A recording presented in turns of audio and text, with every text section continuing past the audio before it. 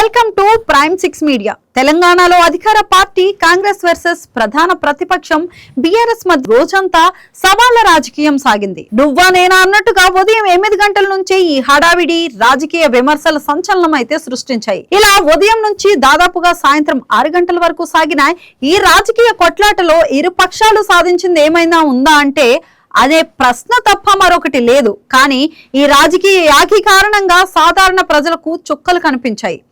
Banjara hills నుంచి gun park వరకు, assembly నుంచి కంచన్బాగ్ దాకా కూడా పోలీసులు నిర్బంధాలు విధించారు. ఈ రహదారులపై నిషేధాలు కూడా కొనసాగాయి.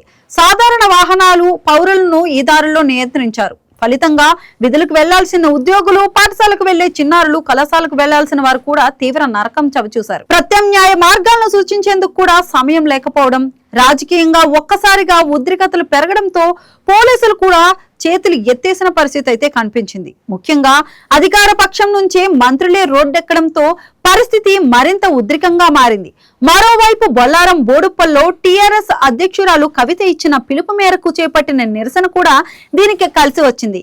ఇలా మొత్తంగా గురువారం హైదరాబాద్ నగరంలో ప్రజలు అగచాట్లు పడ్డారు. ఇటు ప్రభుత్వం, అటు ప్రధాన ప్రతిపక్షం వైఖరిపై సాధారణ ప్రజలు తీవ్ర అసహనం వ్యక్తం చేయడం గమనార్హం. ఎవరి కోసం ఈ సవాళ్లు అంటూ సోషల్ మీడియాలో పెద్ద ఎత్తున విమర్శలు వచ్చాయి. ముఖ్యంగా అప్పులపై సవాళ్లు రువ్వుకోవడాన్ని చాలా మంది ఎద్దేవా చేశారు.